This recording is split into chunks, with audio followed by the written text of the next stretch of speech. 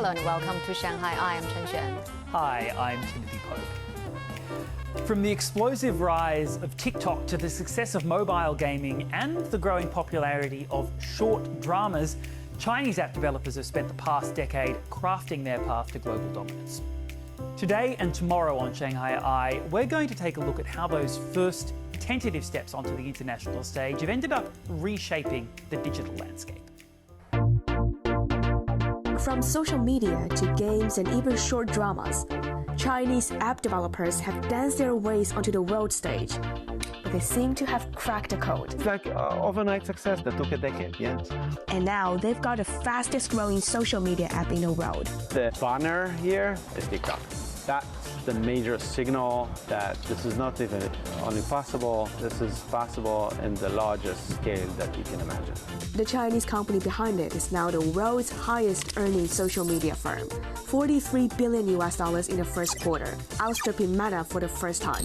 But creating a social app like TikTok for all over the world, this is very different. This is really completely out of the comfort zone. The mobile game topped United States top games in 2024. Around the world, more than 40 million people log in every single day. 400多人团队做一款俄罗斯方块，它在全球一天的活用户，今年我估计可能在6000万以上。A short drama app that found its way once to the top of App Store, outsourcing Hollywood's dreams. The US is still the largest one in terms of the revenue. It accounts for 50% of the total market. And in our company, in the US market, is 60% of our revenue, yeah. So you want to be the Netflix in mini drama field? Yeah, we hope we could. The monthly active users and is about 15 million. Working closely with customers in China allowed us to do what? To see the future. We have seen the future and what the future is going to look like in the US 6 years ago. Oren Kanyol founded the mobile marketing analytics and attribution service provider AppsFlyer more than a decade ago. You had your headquarters in the US, but now you have around a quarter of your customers from China. Did you see it coming roughly 12 years ago? No, absolutely not. I don't think that anyone predicted that Chinese companies can be so successful globally in this market. How do they define success? China's apps are frequently found on every app store's charts, but what's behind their popularity? The top target destination for Chinese apps trying to make it abroad is the United States. That's according to the latest annual report from AppsFlyer. 美国移动游戏市场大概我认为30%左右是中国产品贡献的流水。那在韩国市场，那大概有1半以上的这个产品和营收是来自于中国团队。那在日本市场呢，我觉得这个比例可能在30%甚至说更高一点。大部分来说，我们认为海外市场的这个成本会很高，但它利润率呢比国内要高很多，而且呢它的用户很长线。比如是一款休闲游戏，如果一天的广告营收能在30万美金以上，能持续2个月，我们认为它是个小爆款。While Chinese game developers have been building some well-known success stories abroad for quite a while now, there are other forms of entertainment on the radar. Any new Chinese apps this year that suddenly hop into people's sites in foreign countries, say in the US and Europe?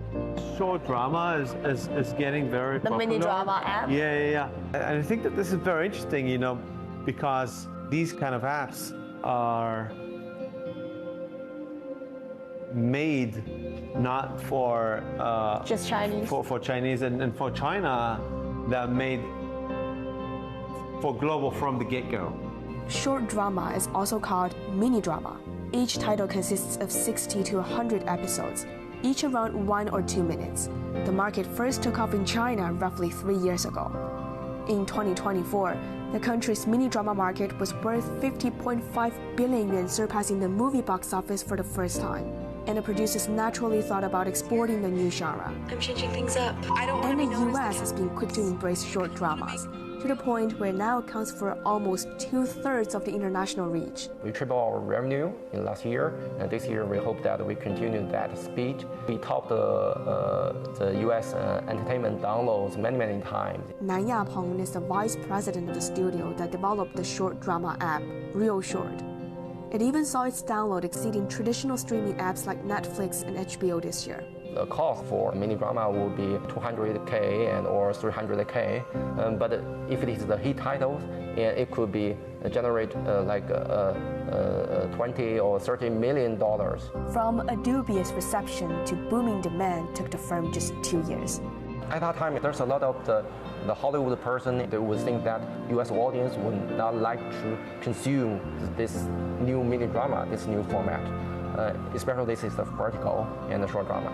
A lot of people have doubt, and we have to build our supply chain by our own selves. We have to build an office in the LA and Hollywood and to work with those producers and the post-production teams. In China, we have the engineering resources, we have the marketing talents to distribute the right content to the right person. It means we have our own script writer, we have our own producer, we have our own post-production team. Real Short is the most recent case, but it's only one of many Chinese apps seeking an international audience. To learn more about what's happened in the past decade, I met with Oran Canio, co-founder and CEO of AppsFlyer. What he's been doing is offering marketing and advertising analytics for apps. He's been working with Chinese app developers for 10 years now, so he knows the route these apps take. AppsFlyer, a very straightforward name. How do you help apps fly? With data. How many apps so far? Probably getting to 100,000 applications that use R. How many of them are Chinese apps? Between 15 to 20 or 25%. Take us back to the beginning. What was your original vision of the scope of a business? Yeah, I think that this is one of the most important or interesting stories of AppsFlyer. So there was no big strategy. We didn't have a strategy to go to China first and then go global. We really started, I think that we were in the right time, the right place with the right technology. And we started to see a lot of demand coming from China.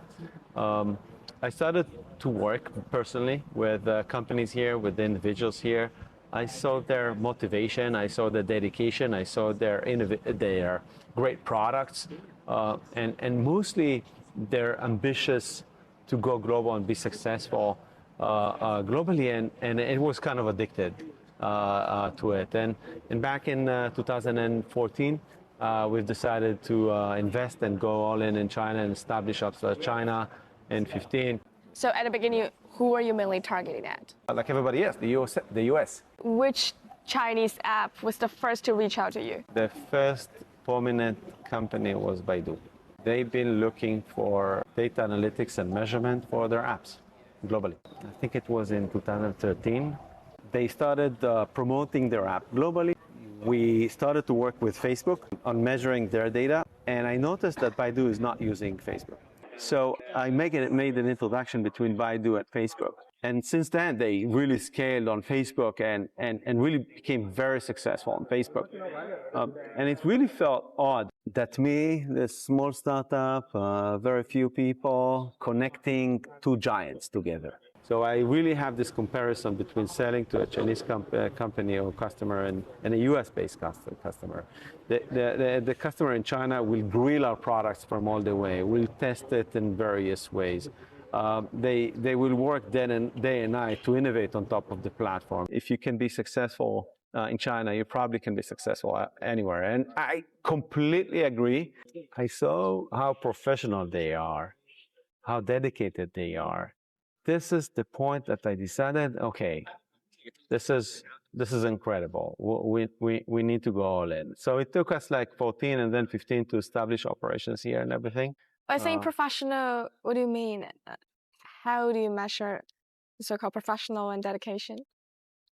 They're not asking for random things. There was a lot of logic behind everything. Just being smart and dedicated. I remember waking up in the morning. There is 5 hours difference waking up in the morning, and already I have like all these messages in QQ and WeChat. People are implementing the SDK and asking me. You had QQ? Of course. And then Europe waking up, and then the US waking up, and then Europe is going to sleep, and the US is going to, and I'm tired, but still my customers in China still awake, and I'm telling them, you're not going to sleep. No, we need to finish this today. And every day we need to finish this today. And well, that can be very tiring, but once you have an opportunity, you need to really act on it. This is not every day that there is a mobile opportunity out there.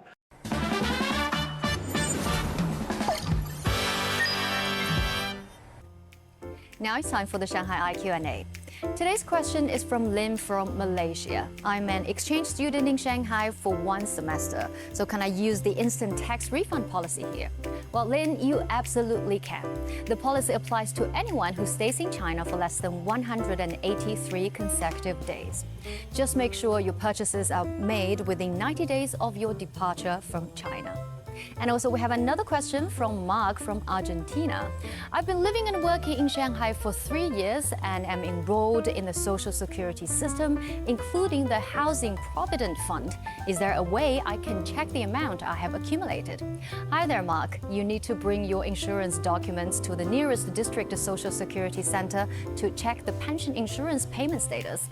And you can inquire about the details of your account of Housing Provident Fund for the past 3 years at the outlets of the Shanghai Provident Fund Management Center with any of the following valid identification: passport, residence permit, exit and entry permit, or other valid ID.